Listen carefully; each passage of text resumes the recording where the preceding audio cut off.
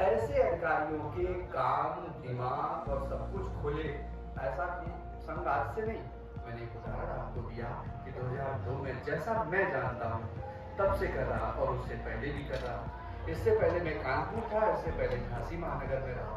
वहाँ भी ऐसी बहुत सारी समितियाँ थी जो इस बात पर बहुत शोध करती हैं कि हमारे यहाँ कहाँ कहाँ पौराणिक महत्ता है, ये करती क्यों है और नाम बदलने की इतनी ज्यादा चाहत क्यों है। तो आप उल्टा सोचो कि जब मुस्लिम और अंग्रेज हमारे देश में आए तो इन्होंने हमारे यहाँ शासन किया, लूटा, सब कुछ किया, लेकिन फिर नाम का ही बदले। इनको नाम बदलने की इतनी क्या दिक्कत थी? इसके पीछे सरल सी बात है कि हमारा इतिहास वो नाश करना चाहते थे ताकि हम दोबारा ना खड़े हो जाएं, और हमारा काम है उसकी फिर से वापसी करना। अभी यहाँ से कहा गया नाम बदलना, हम इसको नाम बदलना कहते ही नहीं, हम तो नाम वापसी कहते हैं। और हम सबको भी दिमाग में रखना चाहिए कि नाम बदलना कहाँ है, हम तो वापसी की बात कर रहे हैं ना। जो हम थे वहीं पहुंचना चाहते हैं, इसके सिवा तो कुछ नहीं चाहते। और ये हर जगह चलता है, हम जो थे वहीं पहुंचना है, और उसी की ये बहुत अच्छी कोशिश है जो ये लोग कर रहे हैं। हम समाज के लोग इनको शक्ति दें, इस समिति के नाम लेटर लिखें। किसको लिख रहे हैं? केवल डीएम को नहीं लिख रहे हैं, डीएम की भी अपनी मजबूरियां होती है, वो यहाँ से भेज देंगे, करना तो ऊपर होता है, तो यहाँ से लेटर ऊपर तक भेजो कि इसका काम होना चाहिए, और सामान्य जन भेजें कि मैं भी ये चाहता हूँ। अपने फरकाबाद में अगर जो सेंसस वाले विलेज होते हैं वो 690 के आसपास हैं, और बाकी जोड़ दो करीब 750 पौने 800 विलेज हैं। सारे गांव से एक एक पत्र जावे, किस बात का? कि इसको पांचाल या जो भी वो बता रहे हैं वो कर दो। शासन को जाएगा, प्रशासन को जाएगा, कान खुलेंगे, आंख खुलेगी, तो जिलाधिकारी को भी करना आसान हो जाएगा, क्योंकि इन पर भी प्रेशर आ जाएगा। तो इनकी मदद हम इस प्रकार से कर सकते हैं।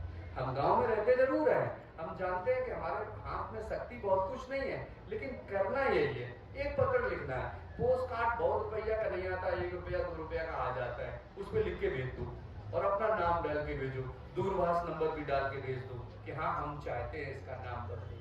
तो जो समिति यहाँ काम कर रही है उसको हम कैसे शक्ति दे सकते हैं?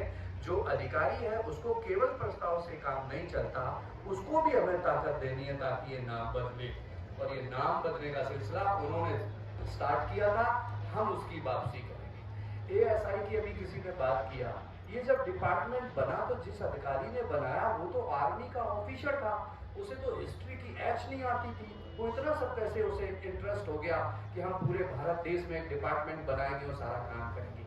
1860 में ये डिपार्टमेंट बनता है, 10 साल पूरे भारत देश के मोन्यूमेंट दर्ज करता है, और 10 साल के लिए इस डिपार्टमेंट को बंद कर देता है, और 1880 में फिर इसको स्टार्ट करता है। इस 20 साल में हुआ क्या?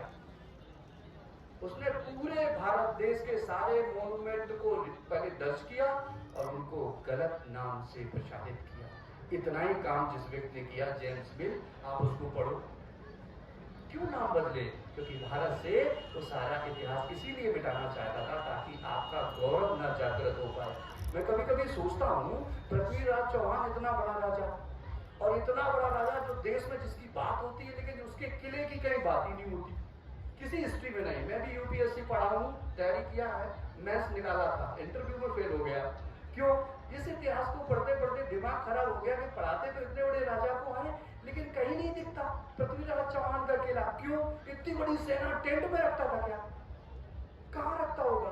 तो ध्यान में आता है कि उनके जो दरबारी कवि है उनको पढ़ो, चंद्रबरदाई को। उन्होंने अपने राजा के महल का भी जिक्र अच्छी कवित्व वाणी में लिखा, और वो उस कविता में लिख रहे हैं कि मेरे राजा का महल ऐसा है जैसे पूरब से जब सूर्य निकलता है तो लगता है पश्चिम दिशा में एक दूसरा सूर्य निकल रहा है, वो हमारे राजा का घर है। उसी लाल पत्थर से बने लाल किला का जिक्र उन्होंने अपनी कविता में लिखा है, और हमको क्या पढ़ा दिया गया कि लाल किला तो हमारा है ही नहीं। आप कल्पना करो उन सब बातों की। तो जो उन्होंने साजिश हमारे खिलाफ की है, हम उसको दोबारा से ठीक करेंगे, और नाम बदलना नहीं, नाम वापसी करेंगे। ठीक है? 2 मिनट का समय था, धन्यवाद।